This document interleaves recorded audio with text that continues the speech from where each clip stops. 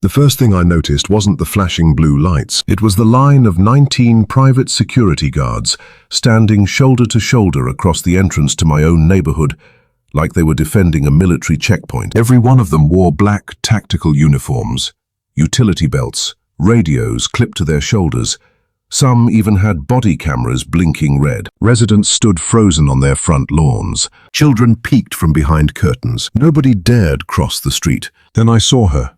Karen Whitmore, president of the Maple Ridge HOA. She wasn't standing with the guards. She was sitting. Someone had actually carried one of the oversized wooden chairs from the clubhouse patio and placed it in the middle of the neighborhood entrance, like some ridiculous throne. Karen crossed one leg over the other, wearing an expensive white pantsuit and oversized sunglasses despite the cloudy afternoon. A silver clipboard rested on her lap, while she calmly watched families being turned away from their own homes. "Next vehicle," she ordered without raising her voice. A guard stepped into the road and held up his hand. A young father rolled down his window. "I live here." The guard didn't even blink. "HOA authorization pass." "I don't need a pass. That's my house." "No pass, no entry." His wife looked at him in disbelief. Their little girl started crying in the back seat. Karen glanced at them for barely a second before making a check mark on her clipboard. Denied, like she was approving prison visitation. I felt my stomach twist. This wasn't neighborhood management anymore. It was control. As I climbed out of my truck, every guard turned toward me at once. One moved directly into my path. "I'm sorry, sir, nobody enters without HOA clearance." I laughed because it sounded too absurd to be real. "You've got to be kidding." "No, sir. I own property inside." He folded his hands behind his back. "Those are our orders." Karen slowly removed her sunglasses. Her smile spread across her face the second she recognized me. "Oh, Mr. Carter." She spoke my name as if she'd been waiting all day. "I was wondering when you'd finally arrive." I walked closer until only a few feet separated us. "You've lost your mind." She leaned back comfortably in her ridiculous chair. "No," she smiled wider. "I've restored order." Behind me, more residents gathered, quietly recording with their phones. One elderly neighbor whispered, "Someone already called the sheriff." Karen overheard him and laughed. "The sheriff already knows." She lifted a neatly folded document from her clipboard. "We're operating under Emergency Community Authority." I stared at the paper. It looked official enough to fool someone at a glance. But one detail immediately caught my eye. The seal printed across the top wasn't from our county. It wasn't from our state. It didn't belong to any government agency I'd ever seen. Before I could say another word, the distant roar of powerful engines echoed through the neighborhood. Every guard turned toward the entrance. Karen didn't. She simply smiled. "They're probably here to remove you." The next 10 seconds changed every single person's life. 4 dark green state police cruisers came flying around the corner. Behind them rolled 2 unmarked SUVs. The lead cruiser skidded sideways across the entrance. State troopers jumped out with unmistakable urgency. One of them looked directly at Karen, then shouted words that silenced the entire neighborhood. "Nobody move. Karen Whitmore, step away from that chair." My name is Daniel Carter. I'm 38 years old, and I own a small civil engineering firm in Franklin, Tennessee. My job has always been about solving problems with facts, measurements, and paperwork instead of emotions. Bridges don't care about opinions. Property lines don't change because someone speaks louder than everyone else. That's probably why I underestimated what an HOA could become. The house at the center of all this wasn't just another investment. It was the last thing my father ever built with his own hands. When I was 12 years old, I spent entire summers carrying lumber, digging fence posts, and learning how to use tools that were almost too heavy for me. Dad always said, "Land isn't something you truly own. You're just protecting it until the next generation takes over." After he passed away from cancer 8 years earlier, those words became more than a memory. They became a promise. Every weekend I repaired something around the property myself, even though I could easily hire contractors.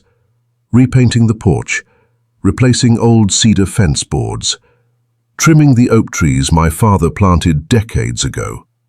Every project made it feel like he was still there, quietly watching over the place. Maple Ridge itself had once been the kind of neighborhood people dreamed about. Kids rode bicycles until sunset. Neighbors borrowed ladders without asking for paperwork. Cookouts filled the cul-de-sac every 4th of July. The HOA existed, of course, but for years it handled ordinary things, maintaining the entrance sign, organizing holiday decorations, and reminding people to mow their lawns. Nobody loved paying the dues, but nobody considered the board a threat either. That changed after Karen Whitmore was elected president. Within 6 months, newsletters started sounding less like community updates and more like executive orders. New fines appeared almost weekly. Residents received violation notices for harmless things, garden flags, basketball hoops, even the shade of mulch in flower beds. Most people grumbled, paid the fines, and moved on. I didn't. Whenever Karen cited a rule, I asked to see where it was written. Whenever the board claimed new authority, I requested meeting minutes and voting records. I wasn't trying to start a war. I simply believed rules should actually exist before they're enforced. Karen clearly disagreed. The first unmistakable warning came on a quiet Saturday morning. I stepped outside with a cup of coffee and found a bright red notice stapled to my mailbox. Across the top in bold black letters were words I'd never seen before. Type subject to enhanced HOA enforcement. There was no explanation. No board vote attached. No citation to the governing documents. Just Karen's signature at the bottom, and a handwritten note beneath it. Compliance isn't optional anymore. I stood there reading it twice, then 3 times, as a black SUV slowly rolled past my house. The driver wasn't a neighbor. He wore a black security uniform, and he was taking pictures of my home. I watched the black SUV disappear around the corner before walking back inside to grab my phone. The moment I stepped onto the porch again, it came rolling back. This time it stopped directly in front of my driveway. The driver's door opened, and a broad-shouldered man in a black tactical uniform stepped out. A badge reading Sentinel Community Security was stitched across his chest. He wasn't carrying a weapon that I could see, but everything about his posture suggested he wanted people to think he was law enforcement. He glanced at a tablet in his hand before looking at me. Daniel Carter, that's me. I'm conducting a compliance inspection. I frowned. On whose authority? The Maple Ridge Homeowners Association. No appointment. No notice, no permission. He gave a rehearsed smile. Mr. Carter, cooperation makes these inspections much easier. I folded my arms. This is private property. Unless you've got a warrant or a court order, you're not stepping 1 foot onto my land. His smile disappeared. I'll note your refusal. Please do. He tapped something into the tablet, climbed back into the SUV, and drove away without another word. I had barely finished my coffee when my phone buzzed. Email from Maple Ridge HOA. Subject: immediate compliance violation. The message claimed I had interfered with authorized community enforcement personnel and was being fined $2,500. I actually laughed out loud. Interfered? I'd simply refused to let a stranger wander around my yard. That afternoon I drove to the clubhouse, where the monthly HOA board meeting was already underway. Nearly 50 homeowners packed the room. Conversation stopped the second I walked through the doors. Karen Whitmore sat at the center of the board table like she owned the building. She smiled politely. Mr. Carter, I was expecting you. I held up the violation notice. You fined me $2,500 because I wouldn't let your security contractor onto my property. Our security team was performing an official inspection. I never agreed to inspections. You agreed when you purchased property within Maple Ridge. I shook my head. No, I agreed to the recorded covenants, not whatever new rules you invent every week. Homeowners quietly nodded. Karen noticed. Her expression hardened. The board recently approved enhanced enforcement measures. Show me the vote. It's documented. Great. Then produce the minutes. Her fingers tightened around her pen. Those records are for board review. They're association records. Members have the legal right to inspect them. The room became uncomfortably quiet. One board member leaned toward Karen and whispered something into her ear. She ignored him. Instead, she stood slowly and faced the audience. Ladies and gentlemen, she announced, this is exactly the behavior preventing our community from moving forward. I looked around the room. People weren't angry with me. They looked nervous. One elderly resident lowered his eye back, avoided looking at Karen entirely. They was just in the couple. It wasn't disagreement I was seeing, it was fear. It was. Karen pointed directly at me. Effective immediately, Mr. Carter's membership privileges are suspended, pending further review. I blinked. You can't suspend property ownership. We're suspending your access to community amenities. I don't use the pool. Then perhaps you'll care about road access. The words hung in the air. I stared at her. What did you just say? She smiled without the slightest hint of humor. The board is evaluating temporary access restrictions for non-compliant residents. Murmurs swept through the room. Someone whispered, "She can't do that." Karen didn't even acknowledge it. Instead, she looked at the security supervisor standing beside the wall. "Mr. Hayes," she said calmly, "please escort Mr. Carter out." The guard took one step toward me, then another. I looked around the room, hoping someone from the board would object. No one did. Not because they agreed, because they were terrified of being next. As I walked toward the exit, under the watchful eyes of private security, one thought became impossible to ignore. This wasn't about unpaid fines or landscaping violations anymore. Karen wasn't just running an HOA. She was building something that looked dangerously close to a private government. And somehow, nobody in authority had stopped her. I barely slept that night. Karen's words kept replaying in my head. "Perhaps you'll care about road access." It sounded insane. An HOA couldn't legally barricade public roads or prevent homeowners from reaching their own property. At least, that's what I kept telling myself. By sunrise, I had already made 2 phone calls. The first was to the county recorder's office. The second was to Rebecca Lawson, a real estate attorney I'd met years earlier, while testifying as an engineering expert in a land boundary dispute. Rebecca was in her early 40s, sharp, meticulous, and had a habit of highlighting every sentence she considered important. When I handed her the red enforcement notice and the $2,500 fine, she didn't say a word for nearly a minute. She simply read. Then she read it again. Finally, she looked up. "Daniel, none of this language appears in a standard HOA covenant." I figured as much. She tapped the paper. "Either Karen believes she has powers the HOA doesn't actually possess," she paused, "or someone has rewritten the rules." That sentence made my stomach tighten. By noon, Rebecca and I were sitting inside the county records office, surrounded by decades of property filings, subdivision plats, easements, and recorded declarations. The clerk recognized Rebecca immediately. "Need something specific?" "The complete filing history for Maple Ridge Homeowners Association," she answered. An hour later, the conference table was buried under stacks of documents: original covenants, amendments, board election filings, utility easements, road dedication records, everything. Rebecca worked methodically, comparing signatures and recording dates, while I focused on engineering maps showing exactly who owned every road inside Maple Ridge. Then I noticed something odd. The main boulevard, the very road Karen had threatened to restrict, was highlighted in yellow on the original subdivision plat. I slid it toward Rebecca. "Look at this." She adjusted her glasses. The notation along the edge read, "Dedicated to public use upon county acceptance." Rebecca immediately reached for another file. 3 minutes later, she found the county acceptance resolution. She smiled. "Daniel." "What?" "The county accepted every primary roadway 18 years ago." I stared at her.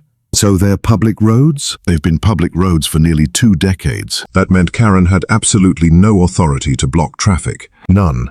But if that were true, why was she acting so confidently? Rebecca wasn't finished. She continued digging through later amendments. One document immediately caught her attention. It was labeled Emergency Community Security Resolution. The paper looked newer than everything else. Too new. There was no county recording stamp, no filing number, no notarization. Just signatures from Karen and 4 board members. Rebecca's expression changed instantly. "This isn't recorded." "What does that mean?" "It means this isn't legally binding." She flipped to the final page, then suddenly froze. "Daniel." Her voice had become unusually quiet. "You need to see this." I walked around the table. Attached to the resolution was a contract between the HOA and Sentinel Community Security. The agreement authorized 19 guards to enforce HOA directives, but buried in the middle of the contract was one unbelievable clause. Sentinel Security would receive a cash bonus for every homeowner successfully removed from the community for non-compliance. I read the sentence twice because I couldn't believe my own eyes. They're getting paid to push residents out? Rebecca nodded slowly. "If this contract is genuine," she looked directly at me, "this isn't enforcement. It's a financial eviction scheme." Before either of us could say another word, Rebecca's phone rang. She answered, listened silently. Then every bit of color drained from her face. She lowered the phone and looked at me. "Daniel, the guards just started setting up checkpoints. They're blocking people from entering Maple Ridge." Rebecca and I were already halfway to Maple Ridge before the call ended. Neither of us spoke much during the drive. We didn't have to.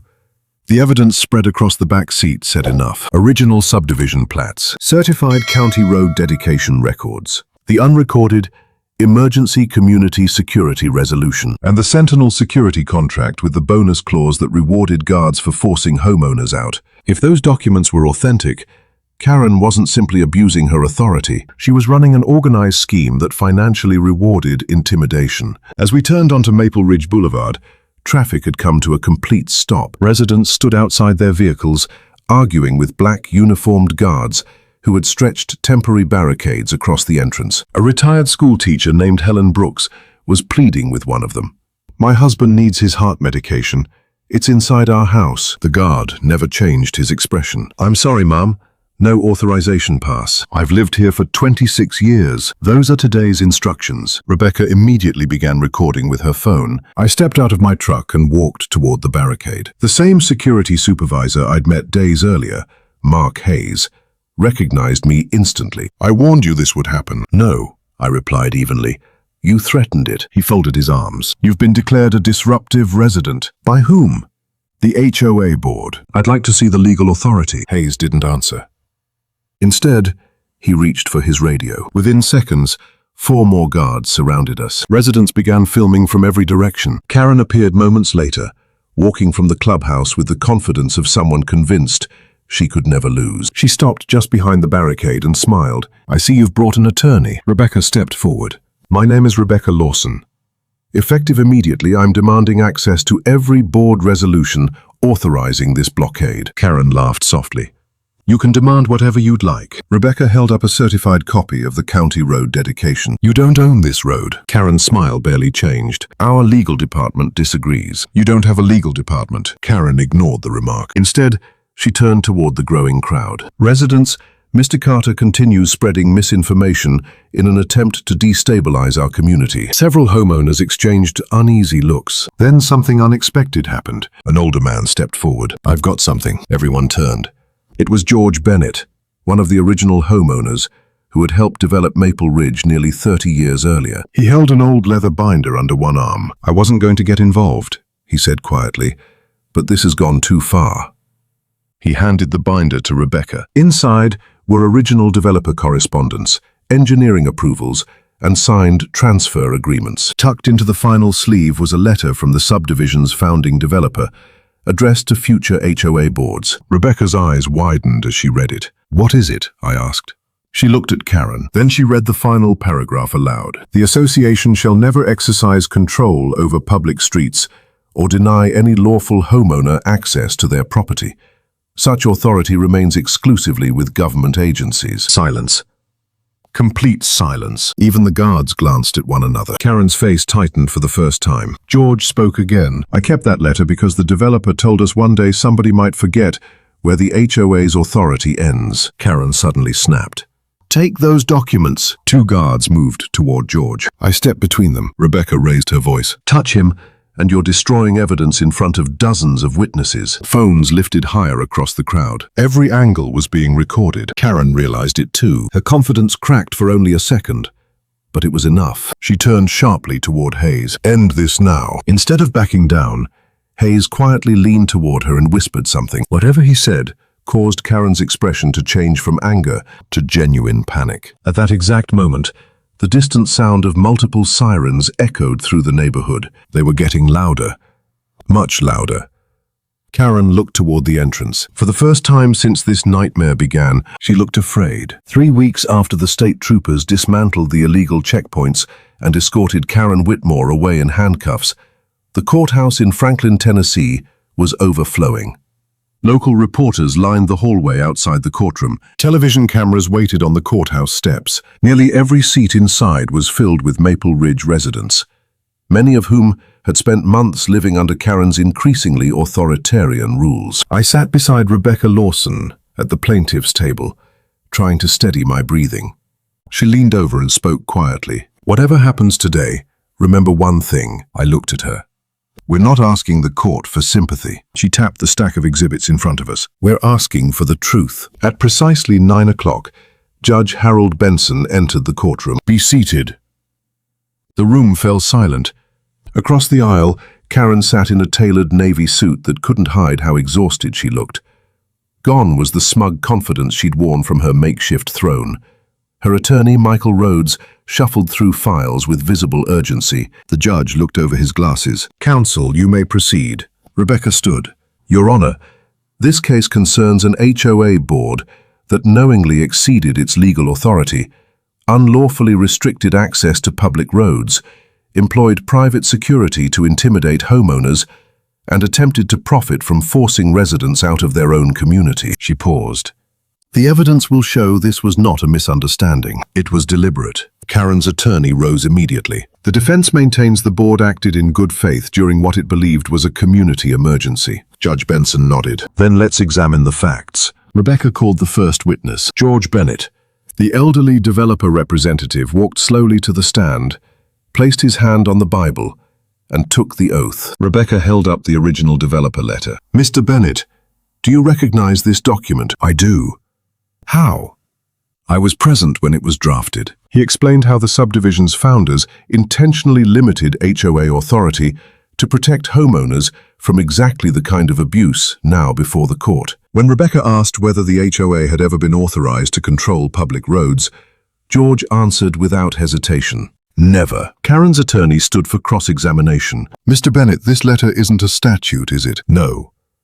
It doesn't override later board decisions." George smiled faintly. "It doesn't have to." He looked toward the judge. "The recorded covenants already do that." A few people in the gallery nodded. Next came the county engineer. He presented certified maps showing every roadway had been accepted into the county transportation system nearly 20 years earlier. A large aerial photograph appeared on the courtroom monitor. The engineer pointed directly at the entrance. "Everything highlighted in blue is county-owned infrastructure." Rebecca asked one simple question. "Who has authority to close these roads?" "The county." "Could an HOA legally establish checkpoints?" "No." "Could private security deny homeowners access?" "No." Karen's attorney objected. "Calls for a legal conclusion." "Sustained," Judge Benson replied. "Rephrase." Rebecca nodded. "Based on your responsibilities as county engineer, has your office ever granted Maple Ridge HOA permission to restrict these roads?" "Absolutely not." The courtroom became noticeably quieter. Then Rebecca requested permission to admit the Sentinel Community Security contract. Karen's attorney jumped to his feet. "Objection! Foundation!" Rebecca calmly produced testimony from Sentinel's former regional manager, who had already authenticated the contract during a sworn deposition. Judge Benson reviewed the paperwork for several moments, then looked up. Objection overruled. The contract appeared on the courtroom screen. Rebecca highlighted the compensation clause. "Would the court please note paragraph 12? The judge adjusted his glasses and read silently. His eyebrows rose. Rebecca spoke carefully. "Your Honor, isn't it true this clause awards additional compensation for each homeowner successfully removed for non-compliance?" Karen's attorney stood again, but this time he said nothing. He slowly sat back down. For the first time all morning, Karen herself leaned toward her lawyer and whispered frantically. He didn't answer. He simply stared at the document. Judge Benson closed the file. His voice was calm. "I believe it's time the court heard directly from Ms. Whitmore." Karen swallowed hard as the bailiff called her name. She stood, walked toward the witness stand, and raised her right hand to take the oath. Karen Whitmore settled into the witness chair with the same rigid posture she'd worn during every HOA meeting. But this time, there was no throne, no clipboard, no line of guards standing behind her. Just a microphone, a sworn oath, and 12 pairs of eyes fixed on her every move. Rebecca approached the witness stand slowly. "Ms. Whitmore, you were president of the Maple Ridge Homeowners Association at the time these events occurred." "Yes." "You personally approved the 19-guard security deployment?" "They were hired to maintain order." Rebecca nodded. "And who decided homeowners would need authorization passes to enter their own neighborhood?" Karen hesitated. "The board." "Which board members?" Karen glanced toward her attorney. "I don't recall." Rebecca walked to the evidence table and picked up a binder. "You testified under oath during your deposition that you alone issued the checkpoint directive after what you described as an executive emergency. Do you deny making that statement?" Karen's face tightened. "I may have misspoken." Rebecca opened the transcript. "You said, quote, 'I gave the order because someone had to take control.' Did you say those words? The courtroom was silent. Yes. Rebecca let the admission linger. Ms. Whitmore, are you aware that the Maple Ridge governing documents contain no provision allowing a board president to create executive powers? Karen didn't answer immediately. I believe the circumstances justified it. That's not my question. Another pause. No. Rebecca nodded once and returned to counsel table. No further questions. Karen's attorney attempted to repair the damage, arguing she had acted out of concern for neighborhood safety after a series of petty thefts months earlier. But every explanation unraveled under the weight of the documents. The county records, the developer's letter, the road dedication, the security contract, and finally, the body camera footage recorded by one of Sentinel's own guards. The video filled the courtroom screen. Karen stood near the neighborhood entrance giving instructions. Her voice was unmistakable. If they refuse to comply, make them uncomfortable. People leave when life becomes difficult. The recording ended. No one spoke. Even Karen's attorney slowly lowered his head. Judge Harold Benson removed his glasses and looked across the courtroom.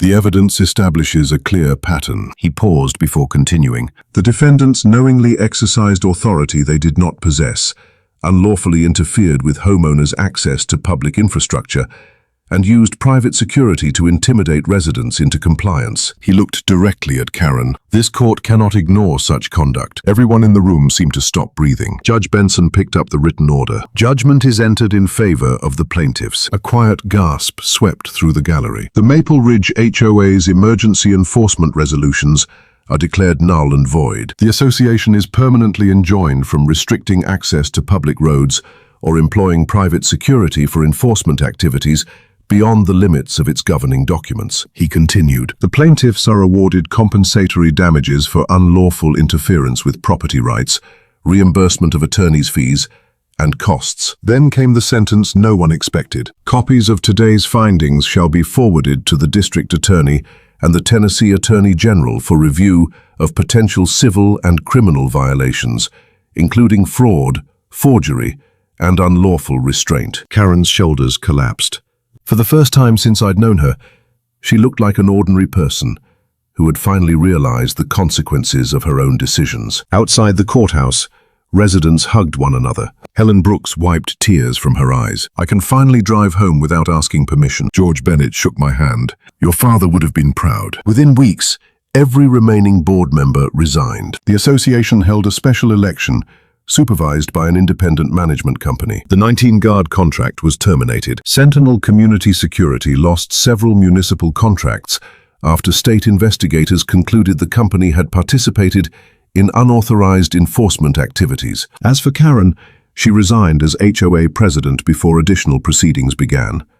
State regulators later barred her from serving as an officer or director of any homeowners association in Tennessee, and prosecutors announced separate investigations based on the evidence uncovered during the case. Standing on my front porch one evening, watching children ride their bicycles down the now unobstructed street, I realized something that had almost been taken from all of us. It wasn't just access to our homes, it was the simple freedom to live in them without fear. It's been a little over a year since the day those state troopers pulled into Maple Ridge and ended what had become the most unbelievable chapter of my life. These days, the neighborhood feels like the place my father would recognize. The temporary barricades are gone. The guard shack that Karen insisted on installing has been removed. Children ride their bikes through the entrance without anyone asking for an authorization pass, and neighbors actually stop to talk to one another again, instead of worrying about who might be watching from the clubhouse. I still walk the property every Saturday morning with a cup of coffee, just like I always have. Sometimes I pause beside the old oak trees my father planted decades ago. I think about everything that happened and how close we came to letting fear replace common sense. The biggest lesson I learned isn't that every HOA is bad. Most aren't. The real lesson is that no person, board, or organization should ever be allowed to exercise power beyond the limits of the law, simply because people are too intimidated to question it. When good people stay silent, bad decisions become normal. But when ordinary neighbors stand together, ask questions, keep records, and refuse to surrender their rights, even the most powerful bully eventually runs out of excuses. If my story reminded you of something that's happened in your own neighborhood, I'd genuinely love to hear about it. Have you ever dealt with an HOA, property dispute, or neighborhood authority that overstepped its legal boundaries. Share your experience in the comments. I read as many of them as I can, and your story might help someone else realize they're not alone. If you enjoyed this story and want more gripping HOA battles, courtroom showdowns, and true-to-life property rights dramas, don't forget to like, subscribe, and turn on notifications so you never miss the next one. Thank you for spending your time with me. Until next time, take care of your home, stand up for what's right, and remember, real justice begins the moment someone refuses to back down. End.